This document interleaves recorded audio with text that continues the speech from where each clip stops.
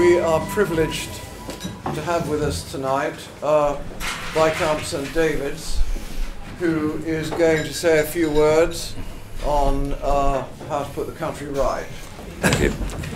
Well, when Gregory very kindly invited me to address you today, I said, well, what is the subject matter? And he said, well, talk about the plight of Britain. I thought, oh, crikey, well, that goes some way. So what I was determined not to do was to bombard you with a blizzard of grievances, which between us all, I think, would keep us going for weeks. But by way of introduction, my mother was a first-generation immigrant from Chile. I thought, just get that out of the way. She came from Chile, and it was a bit of a sacrifice moving here because it's much sunnier there. And but nonetheless, I went to 11 schools, being a bit of a tearaway. I attended the University of Chicago, but did not graduate. The study of hangover and orgasm was more overwhelming than the study of calculus and economics. Or Latin, yeah.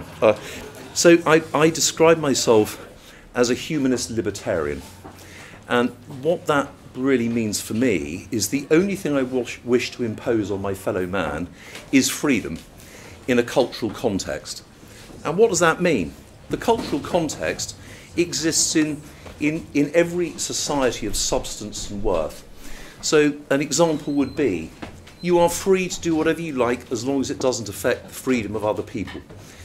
Recently, I would say that in a cultural context, impinging on someone's freedom would be holding a Palestinian march on our Armistice Day. That for me impinges, and the limits of our freedom are defined thus. Versus the liberal. Now, my wife made me promise before coming out here tonight that I wouldn't bang on to you about my definition of liberals being inferior human beings. So I won't. That's it. The liberal mentality used to be Whig liberal. It was a form of conservatism with a small c, where there was some sort of disagreement. Liberal today means a catch-all for varying shades of Marxist, left-wing, and social climbers. Social climbers? Well, I've met a few conservatives like that in the House. So that's not a monopoly, I'm afraid, just for the readers of Karl Marx. But I'd like to say that in terms of my life's experience, I inherited my father's 5 titles, the oldest of which is 1299, so my family has featured largely in almost every shade of politics and social fabric since that time. My family have been members of the Privy Council since its establishment, bar my father and myself and my grandfather. We've attended every coronation except the last one. But the point is, and I would like to quote Roger Scruton, who I had the good fortune of meeting when it was my right to go into the House of Lords as the eldest son. I did that as often as I could because it was a great atmosphere, and it was an experience that helped shape me as a younger man, in the expectation that at some point I would take my seat when my father passed on. I'm going to borrow. If one's going to borrow or plagiarise from anyone, Roger Scruton is probably one of the best.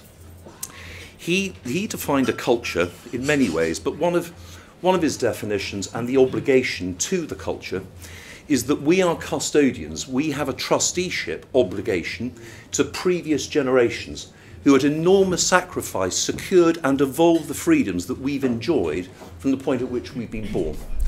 Now, we've really on our watch, we've not looked after our freedoms, the things that were hard fought for, terribly well. This is an inheritance for those who are yet to be born, and I would like Britons to be more cognizant of that.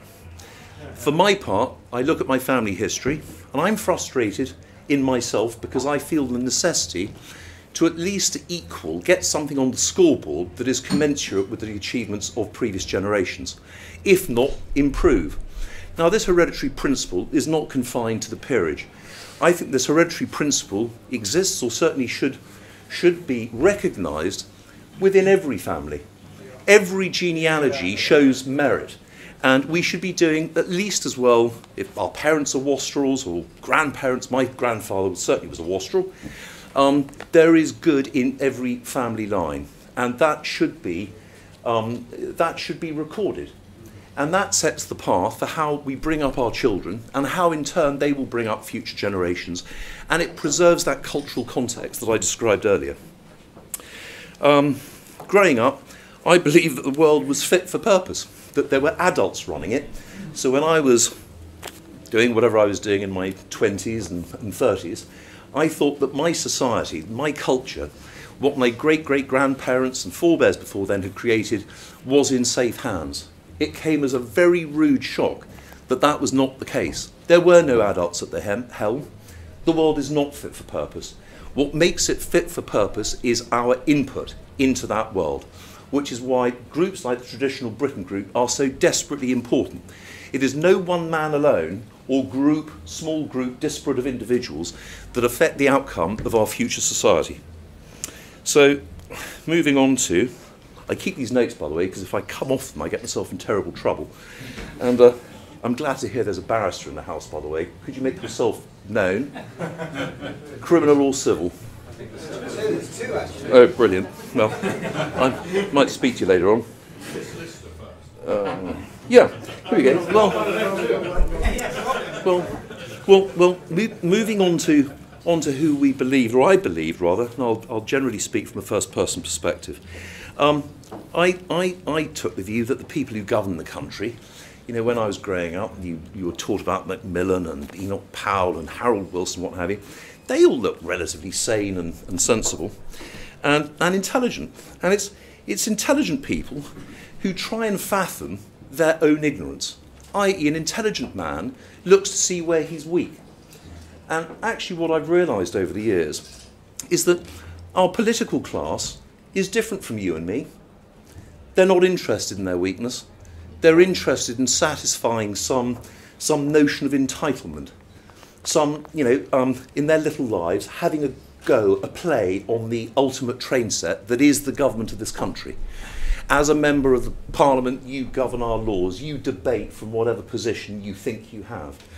And actually, there are some very good MPs, and I've come across some vocational, decent, hard-working people. But unfortunately, they're overwhelmingly outnumbered by the arses. It might surprise you to know that I got on rather well with Dennis Skinner, the beast of Bolsover, who had a marvellous sense of humour, used to drink at the Sporting Page, and whilst we were poles apart in terms of politics, where our principles convened was on humanity and points of humanism. But there are obligations to our fellow man, and actually I'm going to slightly move forward to a point. I wanted to address TBG, actually, as my next little ping. I was not familiar with TBG until Gregory invited me to address you. And I looked at the website, and before the website there was sort of ultra right-wing group, extremists, terrible people, etc. I thought, well, I'll fit right in then. I mean, there's no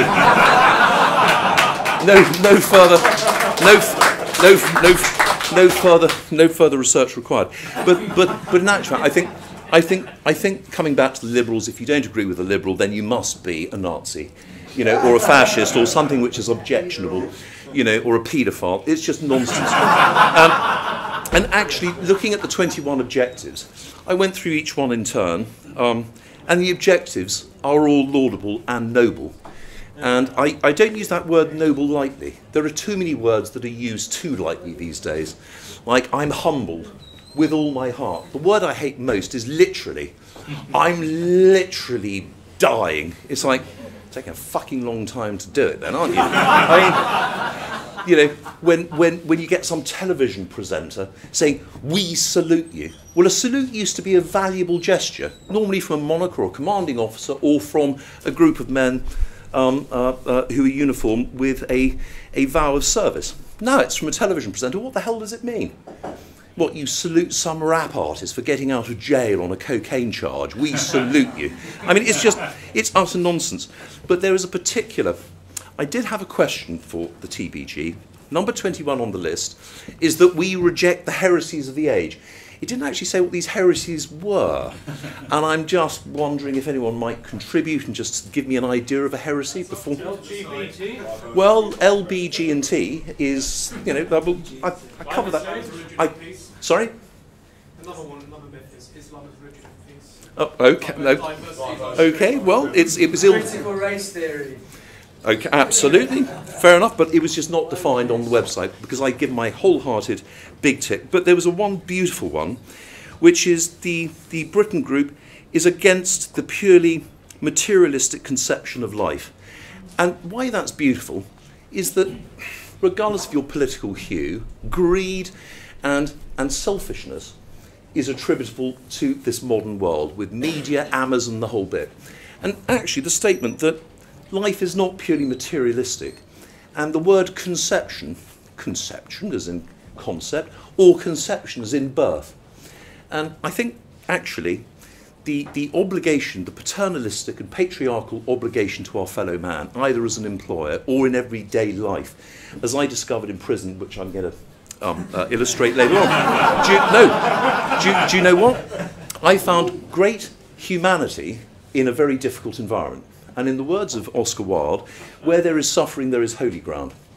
And funny enough, you do find that in prison, where there are some wrong-uns, as you would expect, but there are also some very decent people who made some very bad choices, who were very good company. But more of my prison career later on. Getting to the principle, I think if we look at all the grievances available to us, that we look at housing, we look at high taxation, we look at crime, et al, and, they tend to stem from mass migration. A very simple point that I want to make, because the left don't like real numbers. They like concepts which are malleable, they're movable at the edges, they're grey, and they can change form like a jellyfish depending on what purpose they're put to. Well, let me give you an example of what they can't escape from. England has a population density of 580 people per square kilometre. That's a fact, you can't move away from it. Everyone's welcome to fact check it. France, by comparison, has a population density of 180 people. For France to equalise their population density to reach ours, they could absorb Russia with a population of 143 million. And take Ukraine with it, with a population of 43 million. Now, when people talk about the obligation to take in other people, well, let's take stock of population density. Britain was never designed for this population density. In the south of France, where it's very dense, there is a perpetual smell of urine and chlorine, because the sewage for all the holiday makers and Russian oligarchs was never designed for that population density. Well, Britain, we're an island. We do not have enough room. It's very simple. Now, the other point about migration is where we get our migrants from. And we've been misled, and I'm about to talk about the betrayal by Parliament over the last 70 years. But let's be very clear. If you import the third world, you become the third world. And I think...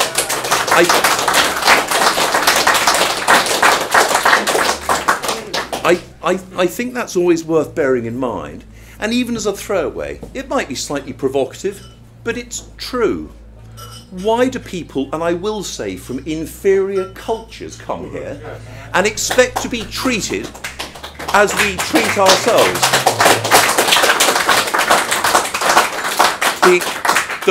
The problem is they don't return the courtesy because they don't know how. Why would you leave Pakistan or Sri Lanka from poverty if it was so good to come here? You never migrate to a worse environment. Why would you, unless you're forced? So the betrayal by Parliament. Now, migration has accelerated in the last, from 97 to now. But let's face it, I tracked the pattern of migration, and I was going to bring along a whole pile of numbers, but just take them as read. You can all look them up and see the migration pattern since 1948, starting with HMT Windrush. The reality is our political adults, who we assumed were watching the shop, have lied to us and cheated to us and committed the worst type of treason. At no point has any government asked the population, the electorate, for a mandate to change our demographic profile. Not once. I hazard a guess, and it's the unspeakable, that if we had a referendum right now to remove every single immigrant who was not relevant to our culture, I think we would get a majority. Yes, we would. Today.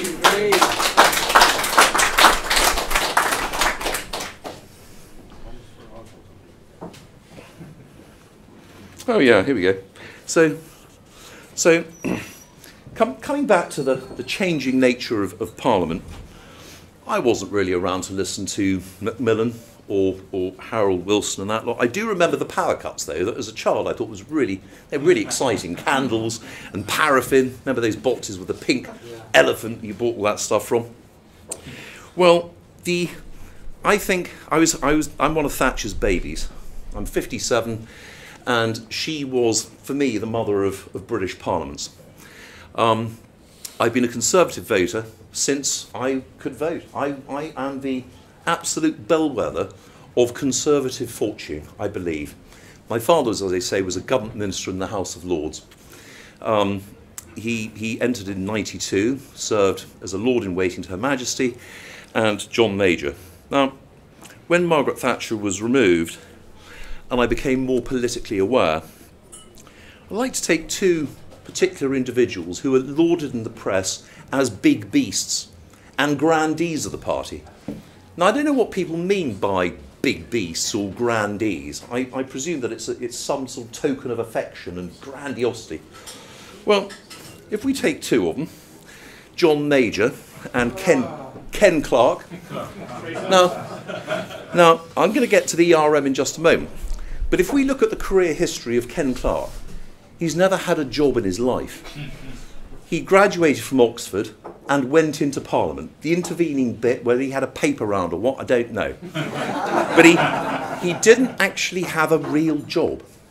So how can one describe him as a grandee of anything? Or a big beast? Big beast of what? London Zoo? I mean, I have no idea. John Major, the man who ran away from a circus to join a firm of accountants. Actually, that's not quite accurate. He didn't really have any qualifications. I remember hearing him in person when I had access to the House of Lords. He described himself erroneously as a banker. The reality, he was only ever a clerk in a bank, licking stamps and envelopes. Yet, utter nobody. But nonetheless, this was the Prime Minister who succeeded the great and sainted Margaret. There was a very good documentary I saw recently on our departure from the ERM. And that, in actual fact, highlights the arrogance of these little men with little lives who were playing on our great train set, being Britain. Hearing John Major talk about the departure from the ERM... He took us in. He took us in. It was his policy. He was very certain to remind us that he believed in his policy, not the national interest. All I hear from his lips, it was my policy, my belief. And that little sorry, over a 5-hour period between Ken Clarke, John Major, who seemed to be the chair of the policy at the time, there were other ministers involved, cost the nation £4 billion. You got people who hadn't had real jobs betting against the sharpest, brightest money in the world. George Soros took £1 billion from our taxpayers' money in 5 hours. Now, if we say that that's an identifiable part of the rot, you can imagine how my talk is now going to develop. But they are considered, some ways noble, some ways decent politicians. I'd like further to add that it was John Major who, in the run-up to the '97 election, that saw Tony Blair. And let me tell you right now, there is no adjective septic, vile or unchristian enough for me to describe Tony Blair. So I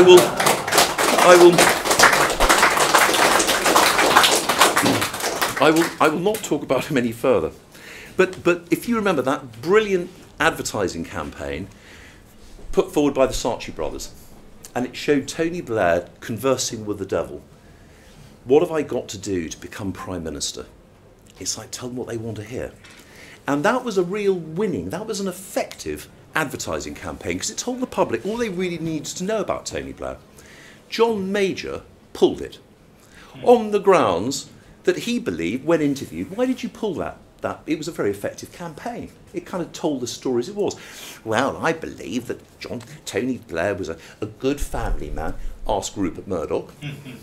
And I didn't think he should be subjected to the sort of inference that he was in league with the devil. Well, I put it to you, in actual fact, everyone here, that was not his right.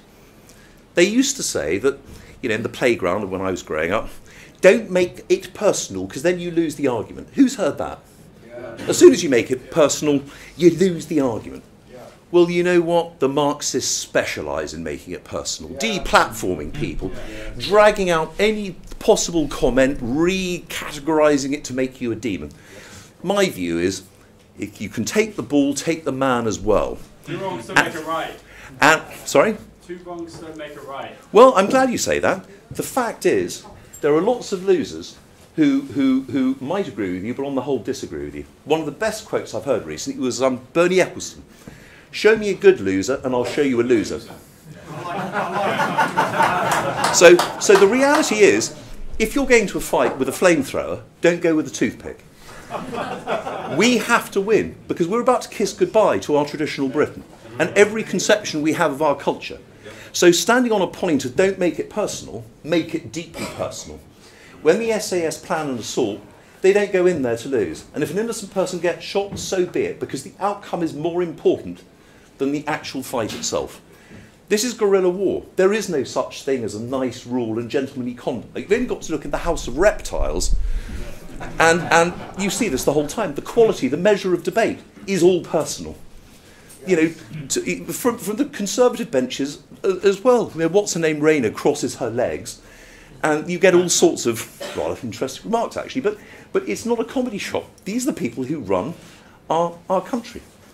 And in actual fact, they hate us for our beliefs.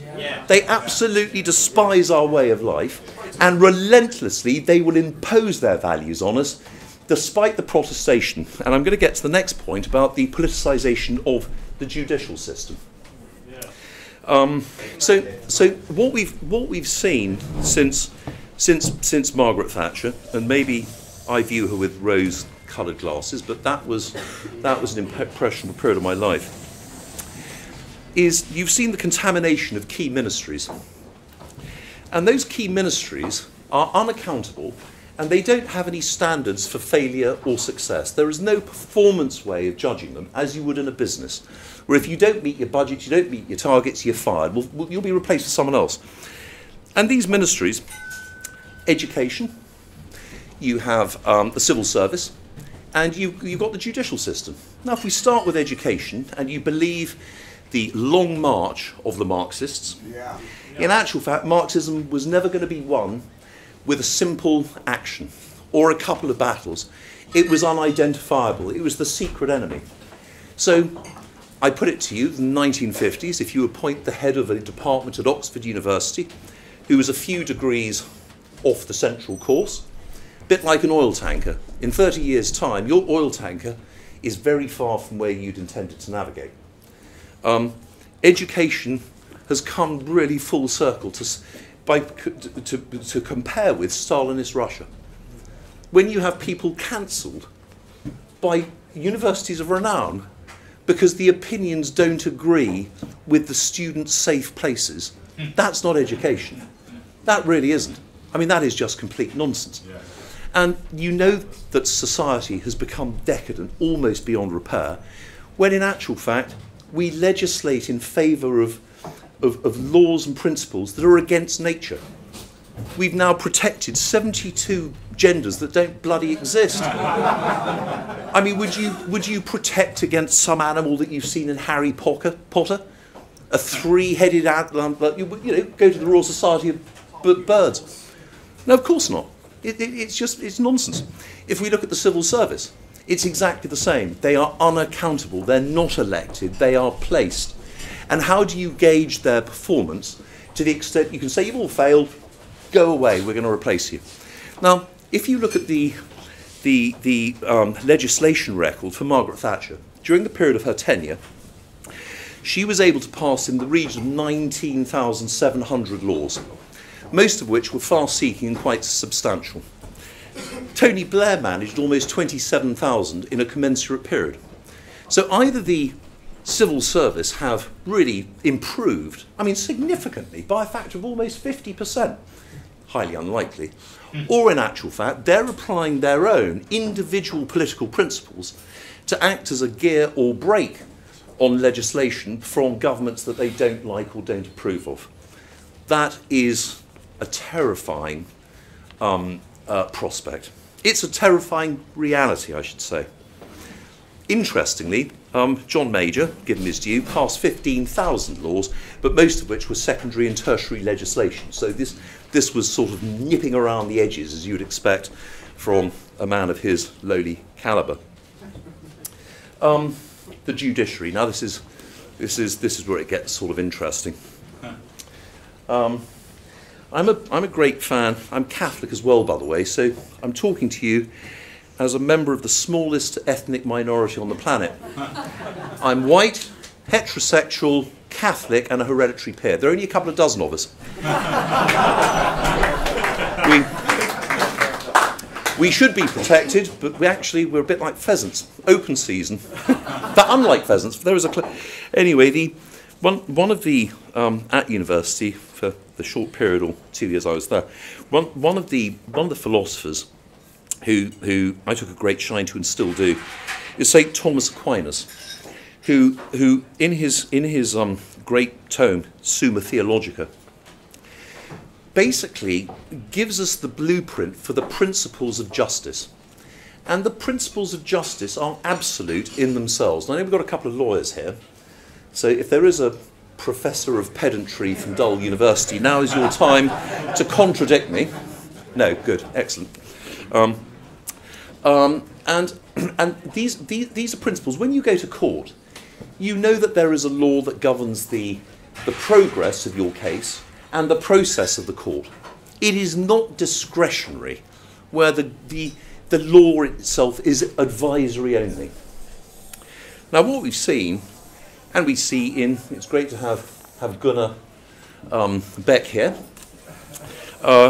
If you look at how some of the societies that in Britain we might consider lesser, their court systems, in actual fact, have been politicised, which means that they're corruptible. And I'm about to describe to you something that happened to me where this was clearly in evidence. Politicisation of the judicial system thwarts natural justice. And that is something I think that Britain prides itself on. We invented habeas corpus. A lot of court systems decided not to because, frankly, it's a bit inconvenient. If you want to burn someone at the stake or send them to the gallows, habeas corpus, well, it's a bit of an encumbrance, if that is truly what you want to do. Now, I'll give you briefly my experience in Germany before I move on to the Gina Miller episode. In 2004, I was in business in Germany as the owner, 100% owner, of two significant industrial enterprises that employed 3,000 people and turnover of about 250 million. And one of the companies was cancerous, terminal cancer, called Hans Brochier. It had the accolade of having been the construction and engineering company that built all the concentration camps. So a real national trophy as far as the Germans were concerned. Sorry, Gunnar, it's not going to get any better. Anyway, so during the course of the administration process of this engineering company, I moved the jurisdiction of the company to the UK because I didn't like German law in this matter, or the intrusion of the German unions. Now, being rather naive, I'd underestimated the power of the German unions. Foolishly, that was mea culpa. And what happened is I was accused of defrauding my own company of 15 million euros, and I had quite a good lifestyle at the time, private jet, polo team, etc., etc. And the PR in Germany from the union is I'd done a sort of Robert Maxwell. Nothing could be further from the truth. as events will prove.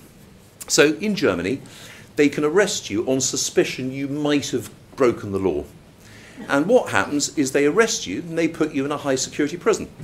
I was arrested at Frankfurt Airport, and I thought it was candid camera actually. Got me in trouble because I pushed one of the officers who stumbled back, and of course I was then on suspicion of having, I've assaulted the guy. So it got a bit unpleasant, but I thought, I've done nothing wrong, this is clearly a mistake. I was taken to Nuremberg high security prison and put in solitary confinement for 374 days. Now, what happens to me is can confirm, is not unusual. 2 weeks into my investigative detention, Germany has some, they say, pretty strict privacy laws, a bit like France. Well, to my surprise, not enjoyment, frankly, or entertainment, but Der Spiegel magazine, a national magazine, had a double-page spread on me with pictures of my horses, my private jet, and my credit card number in full. So I thought, well, that's my privacy slightly blown. I hope my wife has cancelled the card. But nonetheless, what I was then subjected to was really the most brutal type of corrupt judicial process. 2 weeks before my trial, and at this stage, by the way, there were some very good politicians who did get involved. Sir Malcolm Rifkin, for one, who I would say is a vocational MP. Prior to my arrest, funny enough, I'd had a little bit of falling out with Malcolm, and I wouldn't naturally have been his #1 favourite to come and rescue from a jail cell in Nuremberg. But he did. He looked after my wife scrupulously. The other individual was Dan Hannan, who I've got a great deal of time for. But as I say, really great individuals like this are overwhelmingly outnumbered by the mediocre and the detritus. So the other body that took great interest in my case was Fair Trials Abroad, who are normally used to covering trials in Rwanda or the Congo or Karachi. The trial judges in Nuremberg were a bit shocked when they were written to by the head of Fair Trials Abroad, who said they were going to do a documentary on my process. 2 weeks before my trial, the judges decided to give me a written plea bargain. And that was, if you plead guilty, Rhodri, to a crime that can be made up, it can be constructed, we will let you go with a small fine. Alternatively, we'll give you 8 years in prison. Now, I wasn't a father at that point. I was more in command of my person. And I decided to decline their very kind offer. And I sent them a reciprocal offer. I decline your offer, but the terms on which I might negotiate with you is I require 15 million euros in respect of loss of earnings, a large box of chocolates signed by the leading members of your grand coalition, and a personal apology from Angela Merkel. And one of my legal team looked up, and he'd taken it all literally. He said, Rhodri, they will never give this to you. You've been in solitary confinement for too long. And I thought, you need 40 towers, you really do. So, anyway, what transpired was a 2-day trial in #1 court, where they did me the courtesy of trying me where they tried the Nazis. So that ticked one of my bucket list items off.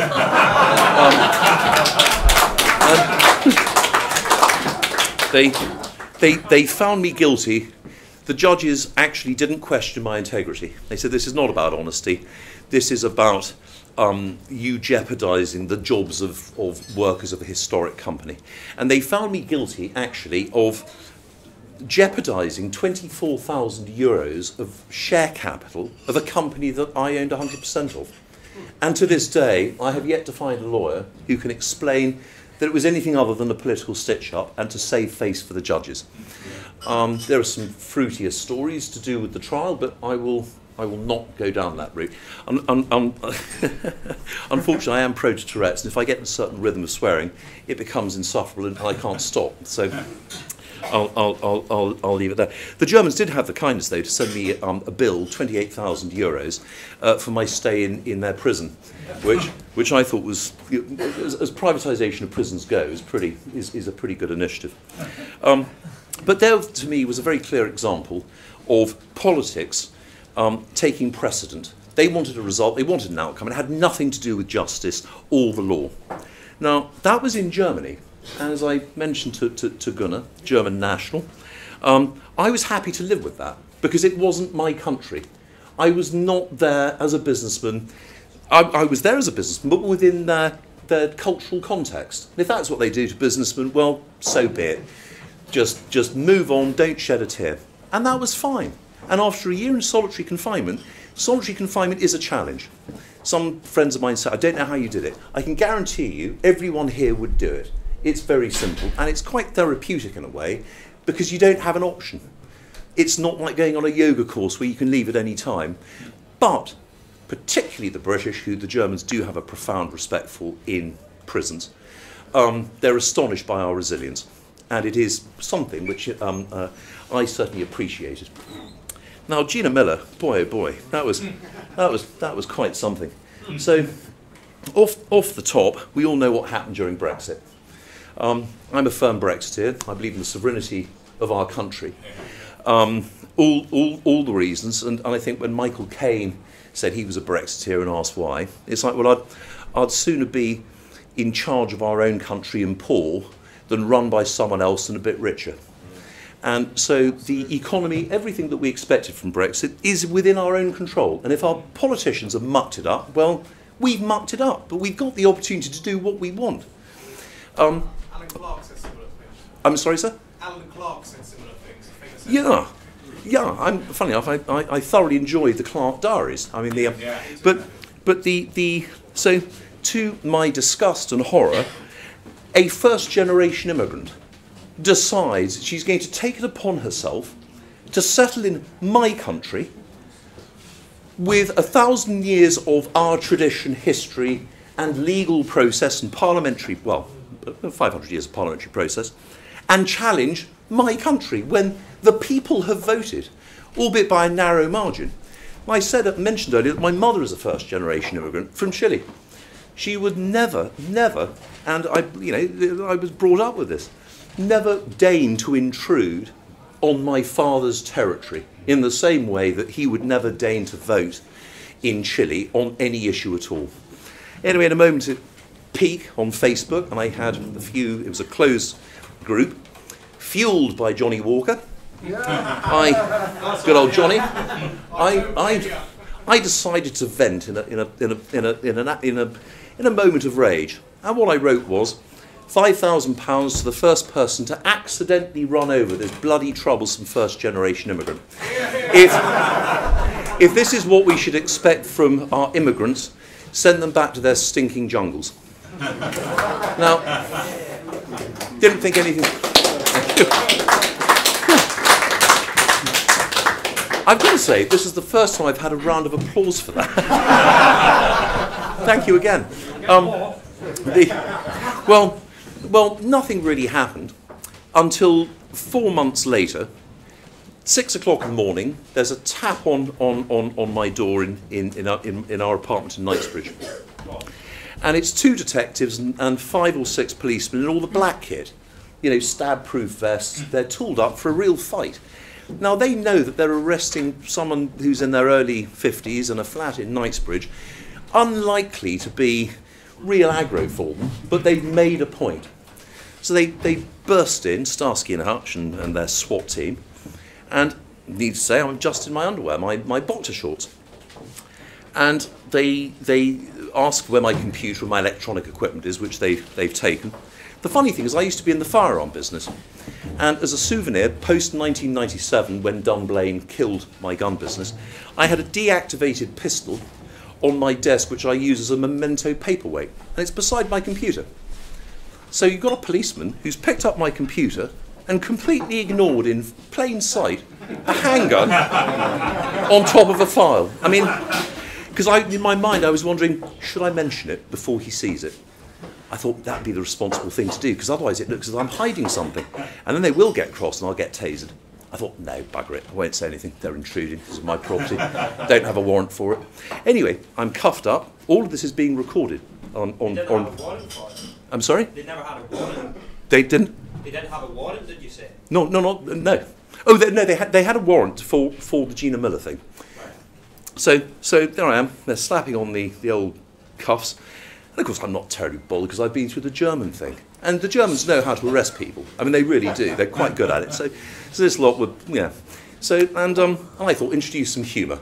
You're under arrest. I said, you haven't brought enough men. Anyway, one of the younger officers was getting handy with his taser, and I thought, well, that's probably the end of the humorous side of the. Anyway, needless to say, it's brought to court. I've opted, by the way, at this point, having mugged up on. I'm charged under the 2003 Communications Act, which was a Tony Blair construct. And what it means is that you're guilty of sending a communication via a public communications network that is either obscene, grossly offensive, or has the character of menace. Now, it's not an either-way offence, which means it can only be tried by a magistrate who's got the ability to bang you up for 2 years. It's designed deliberately that way to avoid juries. Because under most of these circumstances, if I was in front of a jury, I'm not going to be convicted.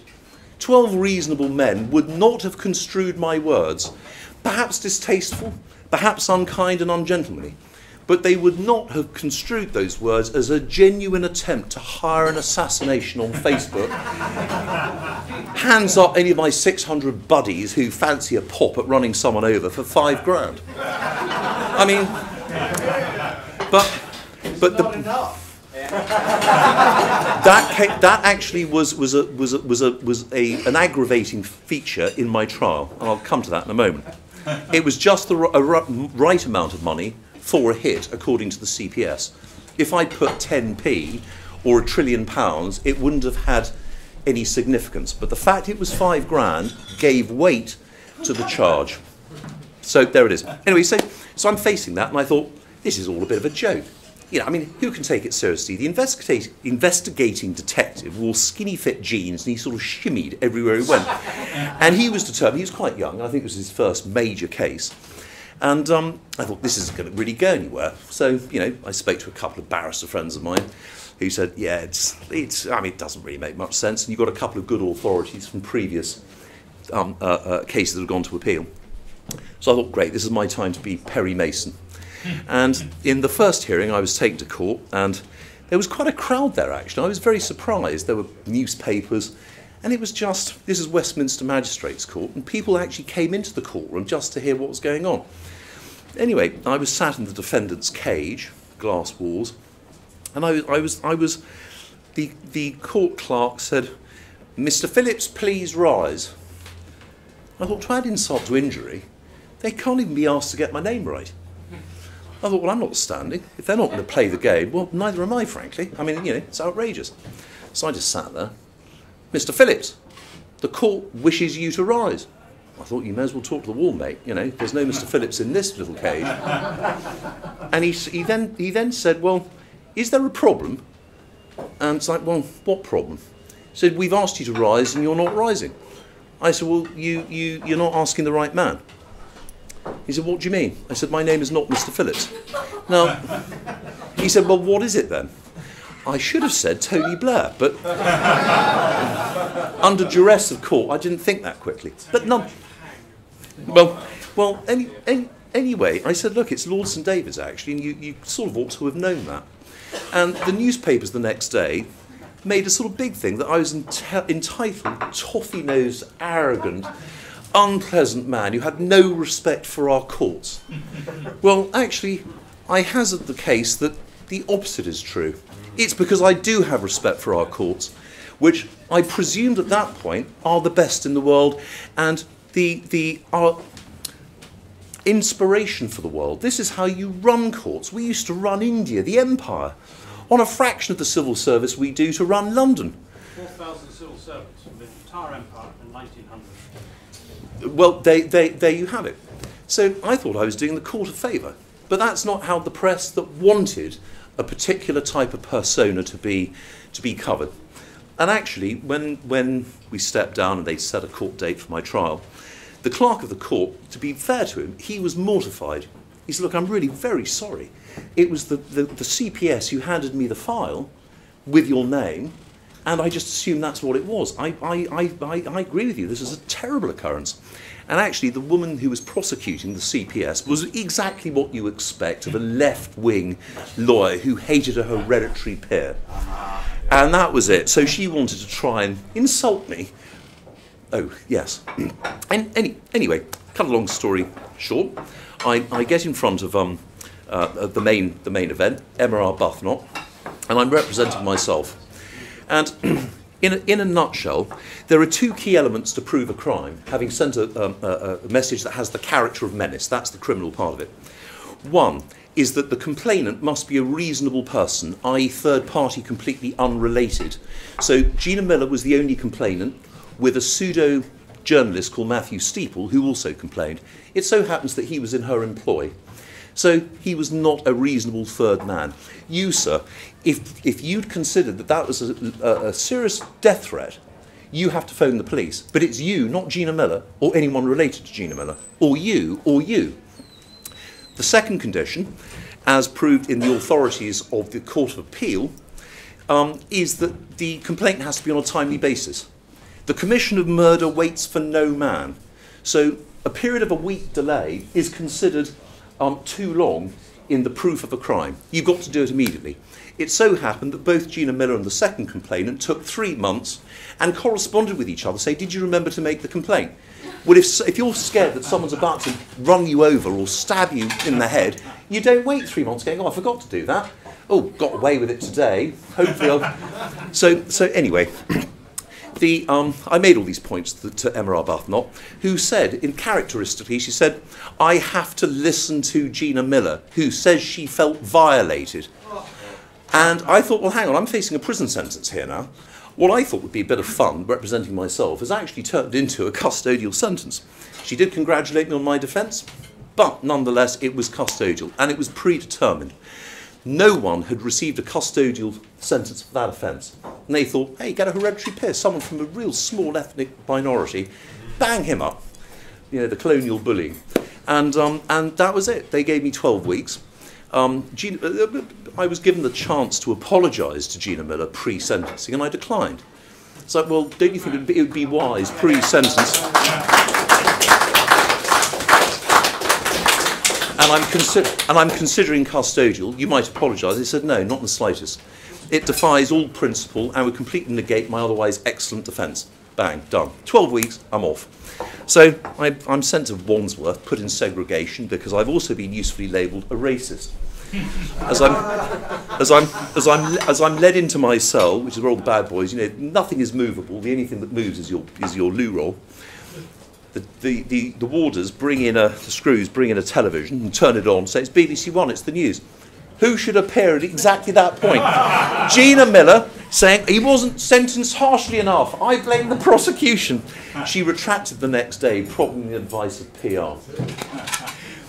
Anyway, I subsequently appealed against the sentence, was advised to drop it because my sentence, the judge, Deborah Taylor, who's in charge of the Southwark Crown Court, and the Southwark Crown Court is a different kettle of fish altogether, we were advised informally that my sentence was going to go from 12 weeks to 12 months.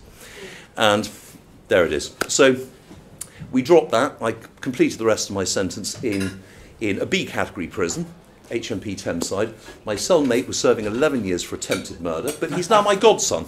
So as they say, where there is suffering, there is holy ground. So Byron Rainsford, there's a good outcome from that one. I know that you're actually probably getting quite pecky. So I'm going to wrap it up there. Thank you.